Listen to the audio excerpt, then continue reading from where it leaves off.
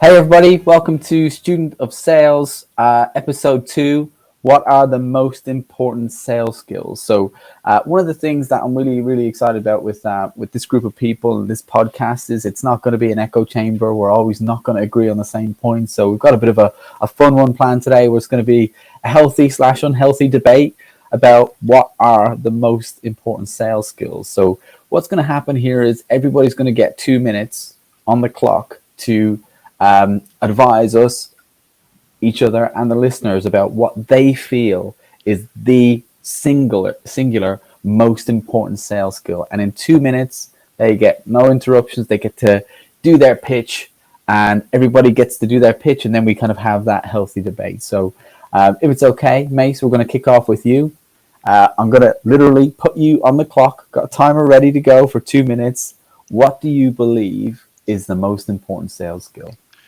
All right. Well, I have to say this, right? When I was posed this question, the first thing that came to mind is, well, this is like being asked, what's the most important ingredient in making a cake? Like all the ingredients are important, but if I had to choose one, I'm going with prospecting. If you're in sales, prospecting is absolutely the most important skill when it comes to sales. And to kind of break down what I mean by prospecting, it is that tenacious ability to, if you're an inside sales, to stay on the phones and continually filling the top of the funnel up with opportunities. Because if you don't have that prospecting muscle, where are the opportunities to, do discovery, overcome objections, close? Where are they all going to come from, right? And so, again, I think about, especially this. I think about guys that are on an inbound team, right? That are being fed leads, for example. What do they do when the inbounds kind of dry up?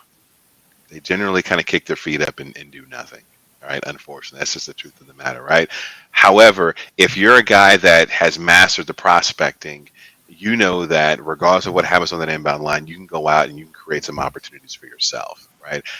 Not only that, the difficulty that goes into picking up the phone, calling complete strangers, making magic by creating something out of nothing, that is a skill that bleeds into all the other kind of skills and the other necessary things you need to be successful at sales. Like it's a great confidence builder. It builds grit and tenacity and toughness because you're 98% of your calls end in rejection. Requires a huge amount of focus to sit down and consistently every day, make 50, 100 plus calls. And so I hear that timer going off there. Hopefully I've made a great enough argument for prospecting being the most important sales skill, if you ask me. You made some pretty good points. I'm going to change my answer, Phil. That was great. That was great, Mace. Good. Yeah, that's good, Mace. Awesome. Who's next, Mace? I'm turning it over to you, Phil. Okay. All right. Can someone keep me honest and put me on the clock? I've got you. Okay. You won't hear a timer. I'll make a noise because I'm watching it on my screen. Yeah. Okay. Good. All right. Well, I absolutely love that, Mace, and I've got some follow-up questions, healthy, rebuttals. But for me, the most important sales skill is your ability to build a relationship with your prospect. That is, I'm a huge relationship salesperson. I'm talking about I don't want to just sell to you.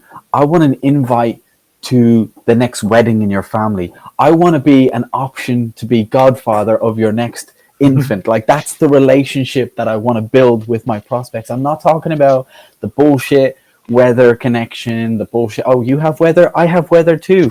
That's a Tyler line, so like that's not relationship for me. Like, I want to give you one human example, right? I like most of the people at some point in their life have bought a car. So I want to give you just a human example there. So let's say you've got a dealership that's 1 mile away, but the guy who's selling you a car, you don't really vibe. You're getting lots of shady kind of, this guy's just trying to make a sale here. He doesn't really care about what I want kind of thing, But then you've got a dealership that's 5 miles away and, much more of an effort to get there. Maybe the car is a little bit more expensive, but your connection with this person is just amazing. They have your best interest at heart. My question to everybody on this call would be, would you just go with the convenient 1 mile down the street with the person that you don't really have a connection with? Or would you maybe drive 4 additional miles down the road and maybe even pay a little bit more money for that car to get that really great experience with that salesperson that you trust, that you know really has your best interests at heart, and even if it's a little bit more expensive. So the point I'm just trying to make in that little scientific analogy there, is like the relationship matters more than the product. Sometimes the relationship matters more than the price. But for me, the absolute most important part of sales, the most important skill you could nail, is building a relationship with your prospects. That's spot on. It is pretty convincing. It's funny, Mace, you kicked us off correctly with the you said the cake, and I was like, damn it, that's exactly right. Like it is like that's probably one of the better analogies I've ever heard. Is like you can't right. So I'm on the clock, but I'll start with that. Is like, so that's why for me my number one most important sales skill is closing. Because I think Mace is absolutely dead on. Is like there's so much that goes into it, so much preparation and work and science and art, right? So we can get the argument of, is it baking a cake or is it cooking a 4-course dinner? Because there's definitely some art in there as well. But if you go through all of that and you forget to take the cake out of the oven, like you've just ruined it. You've wasted so much time. And I agree. Like prospecting is probably the purest form of sales. To be able to call, connect, right? Build that kind of relationship out of nothing, identify a problem and offer a potential solution and get them to agree with a perfect stranger to actually sit down and then show up, right? That's the real trick, by the way, is getting them to show up. But that's closing. So to me, I think that's probably the biggest skill set that salespeople because everybody, not to say that there's not, listening and asking better questions and organization. There's such this long list of things. But if you want to make an immediate impact on your paycheck, if you want to make an immediate impact on your pipeline, start closing deals, asking for the business. It's that, kind of being comfortable, being slightly uncomfortable. And to me, that's where I do think that, closing just it's as Anthony Iannarino says, it's that lost art that people just don't do anymore because they're fed the BS. If you show enough value, they'll naturally want to buy. No, it's so easy to not do anything. And if you can truly learn to overcome send me the email, let me think about it, all of those kind of things throughout your whole process. Right. And I'll end it with this is one of my mentors told me, you can take a giant dump on somebody's desk, but as long as you reach over at the end of it and ask for their business, do we have a deal? You still have a chance. And all of the best discovery, best prep in the world won't get you a sale if you don't ask for the business. Oh, that was giving some Tommy Boy vibes. I was very interested to hear how the end of that was going to go after taking a dump on the desk. I love that advice, though. It's true. But all right. But Mace, you had me second guessing mine a little bit, Mace. So the cake analogy threw me because that's pretty damn good. No, but you know what you did though? You reminded me of when I first got into sales, and I had my sales books and I'm reading. I would skip to the closing chapters. I would go right to the closing chapters. No, absolutely, yeah. Whether it's Zig or Brian or any of those. Yeah, exactly, 100%. It's where people want to do the most development for sure. Okay, cool. So we've got Mace is saying prospecting. I'm saying relationship. Tyler's saying closing. Debate. Go. Tyler. Let me ask you this, Phil. Sure. Well, yeah. Here's my thoughts: is challenger sales. So you say relationship. And I'm going to offer you the chance to defend this a little bit against Challenger. Because Challenger will tell you, the relationship is outdated. It's this, and this, right? I'm not saying I wouldn't say that. But if I have a relationship, if I have an amazing relationship with someone, I could challenge them. I could say, Mace, we've had an amazing relationship for 3 months now. I'll be honest with you. That T-shirt is awful. Like I could literally say whatever I want to say once I've built that relationship. So for me, the challenger is absolutely a part of the relationship. So let's start there. So now give me a real thing that I have to defend. All right. So, well, okay. So this, right? Like I don't really care about being liked. I care about being trusted. Right. Sure. And sometimes, right, like we've all, like in closing before, I've had people I've had people kind of upset with me at the very end because like we have a timetable we have to hit or something that has to be done, and they're actually a little annoyed maybe because I did follow up too much, or I did, and obviously it took some relationship to get there, but like it was really trust that we were doing the right thing that got me through the line. And I don't know that they would, invite me to their, bar mitzvah or, their kids' bar mitzvah or anything like that, or, their wedding or anything like that. I don't think I can count on one hand the number of Christmas cards I've gotten from a prospect. Sure. Right. So tell me, like, that's not a relationship. Like it's a transactional relationship, but it's not. It's a great point. Is it a transactional sale? Is it a one call close kind of thing? But like it generally, my point is this: trust is part of a relationship. Obviously, a huge part. That's the reason why I'm building that relationship. So you trust me, and also throughout the whole dialogue, I would hope that I would build so much rapport with you, and also expertise on the problem that I'm trying to solve. But ultimately, like I think again, if you have, let's say there's just in our world, we all kind of sell similar software, but there's so many different options. There's so many different competitors.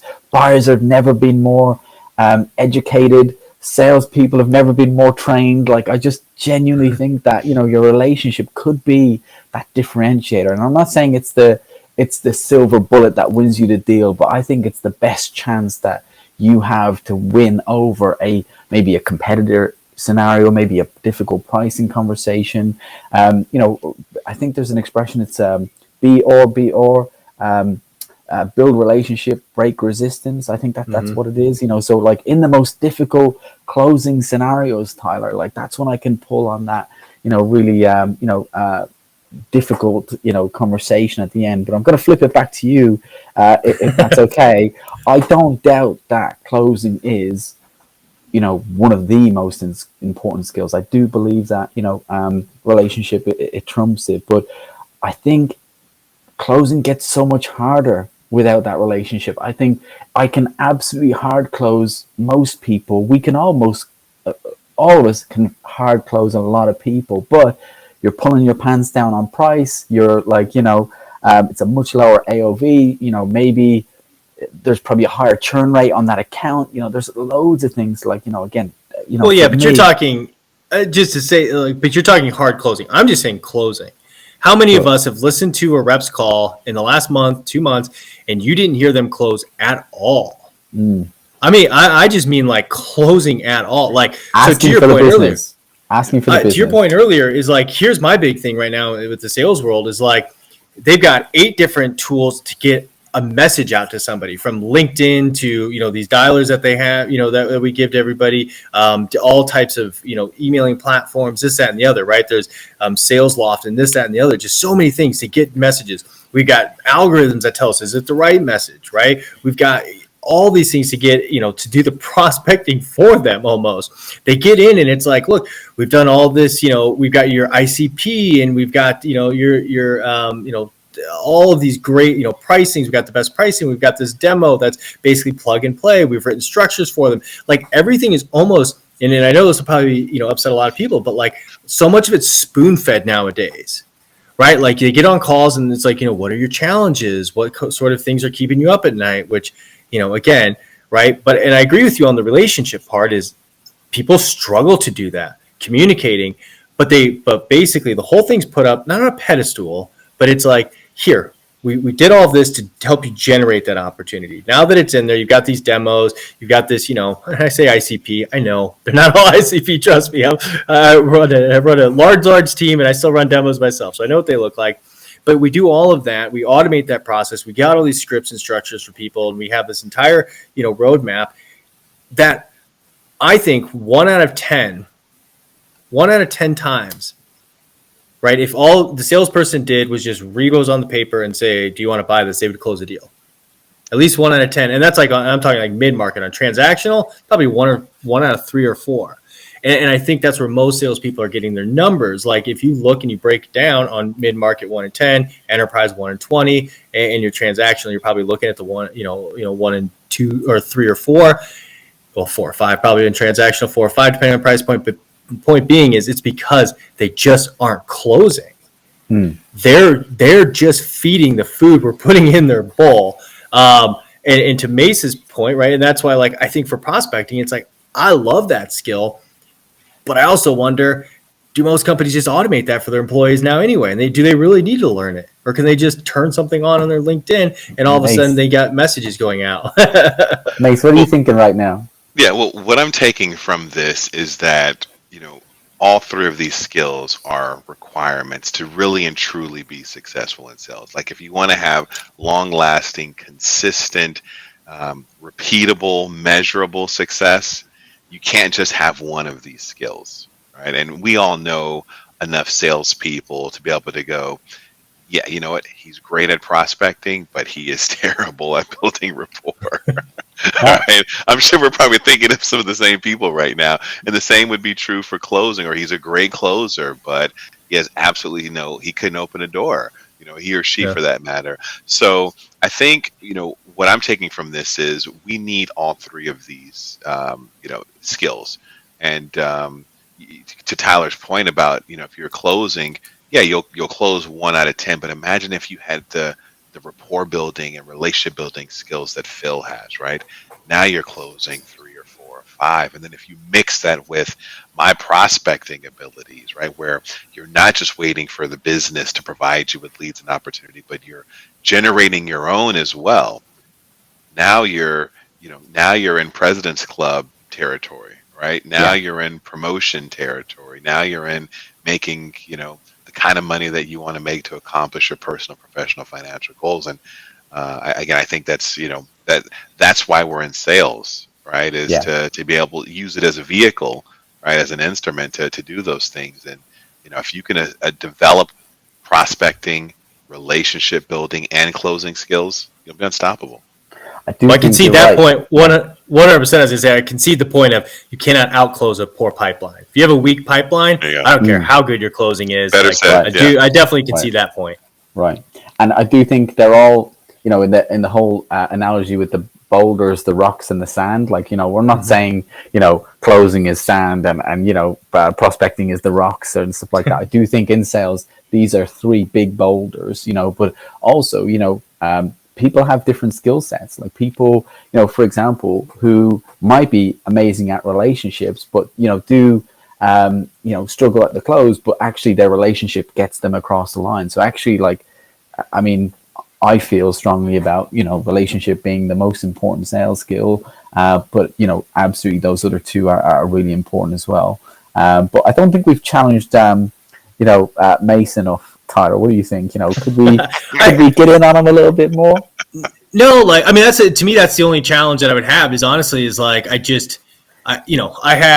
you just quick stories. I had hired this SDR, and he came in, and he'd worked at this company, and his numbers were good. Like we went through everything, but it wasn't until, and again, I learned in my next, further interviewing how to kind of navigate these questions. But I learned how much automation was in that human being's day. And he brought to me like, oh, we should be buying this, we should be doing that. And I sat down, I legit looked him in the eyes and I said, but then why do I need you? Like, don't you, like, I guess help me understand. Because he brought that and he laid this sheet and it was great. Like, and basically for about 50 grand, I could have this like really cool tech stack. And I said, yeah, but like, you realize you just pitched me on firing you and that's a cruel way to say it, but it like, that's my big thing with the prospecting these days is like, if you can truly, I think relationship, get them on the phone, right. Or connect and convert it. That takes relationship, takes closing, but like the prospecting piece, how much of that is, is being automated right now. And is that a skill you're going to need a year, 5 years from now? It's a great point. And I think the days of, and correct me if I'm wrong, but I think we all joined sales organizations that were the 100 calls kind of companies. I do think those days of sales or being an SDR making 100 calls, I don't think they're gone. I think they're being phased out because it's truly about working smarter, warmer pipeline, more intent data, stuff like that. So and they're outsourcing those callers now. Even if they are calling, it's all being outsourced. But to that point, they're outsourcing them because it needs to be done. I think about a lot of sales orgs these days. I think the days of relying on inbound marketing generated leads are gone. I think that If you really want to, if you want to be a rocket ship, right? And you're not just comfortable, just where you are, you need an outbound, you know, leg of your business Yeah. to make up for when the inbound leads and the marketing aren't, quite firing on all cylinders. And you think about, the overhead costs of, going the outbound route, right? Going and being a hunter versus a farmer, being a jungle tiger versus a zoo tiger, right? Yeah. Yeah. That I think outbound in some capacity, sure. Is there more automation? Are there more tools to simplify the outbound process today than there were before? 100%, because it does take a lot. But I think that it's a necessary skill. And again, Sure. going back to some of our previous conversations about trying to land that sales job. Every org's got a different kind of tech stack, and sometimes you might not have a whole lot to work with other than a phone and your prospecting skills. And so, what do you do in those situations when you don't have the luxuries of inbound Sure. leads and fancy technology? You Sure. gotta put your big boy pants on and pick up the phone and make some magic happen. Yeah, I really agree, and it's so much easier for a business to scale their outbound than it is to scale their inbound, because inbound is just such more an expensive lead source. But what I will say, Mace, and I'm not saying that. Well, let me just start here. They haven't invented any automation of building a relationship. They haven't invented any automation for closing, but they have invented a lot of things for prospecting. So I'm not sure if that helps or hinders your side of the argument right now. But but anyway. Here's my question: what is the better lead, though? Is it the outbound or the inbound lead?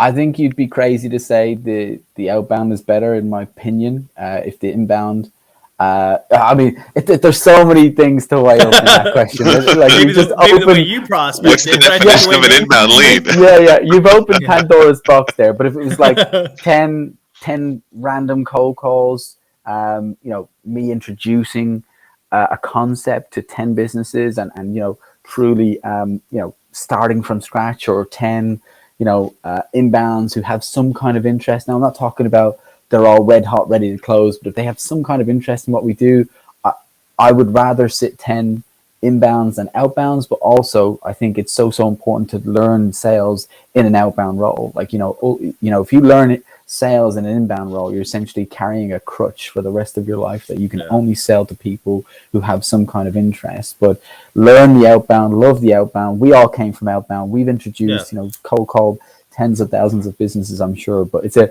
good question, Tyler. If I had a choice, I would take 10 inbounds. But funnily enough, I have someone in my team. One final point: I have someone in my team that has a higher average order value on outbound leads than they do inbound leads, which means that they're actually selling more quality on outbound than they are inbound. So it's just, there's a lot of things in play there, really. That's how I always was, and I had some good marketing teams behind me, but like I always found that when I would, not early on, but like prospecting, when you really do establish, when you're at a company long enough, north of a year, and you've built some relationships and you're maybe getting some referrals, because a smart sales rep isn't prospecting by just pounding that phone or just, where did they go to school? Let me send them an email that they're never going to read or respond to. Like, it drives me nuts. But like the smart one will actually network. They'll use the social selling. They'll use their current sales, and those always perform the best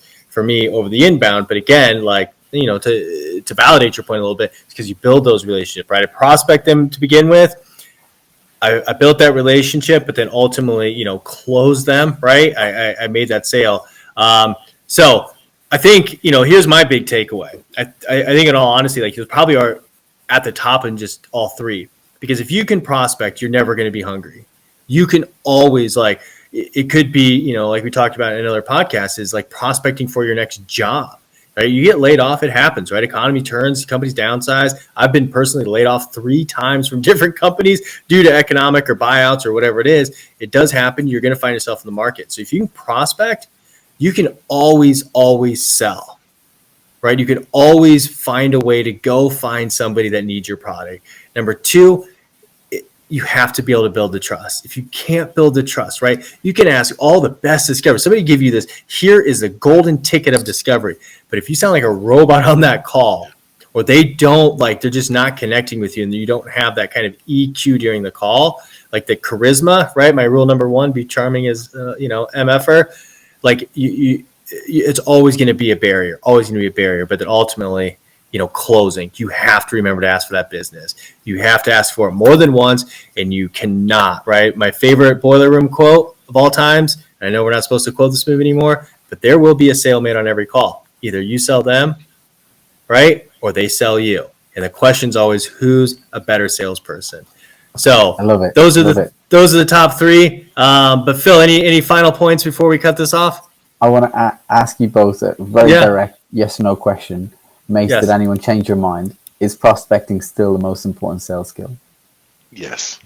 Tyler, I can't ask you the question because actually in your last little exchange there, you said your rule number one was be a charming MFer, which is definitely playing into the relationship side of things. But I'm kidding. But did anyone did anyone change your mind, or is closing still one of the most important skills for you?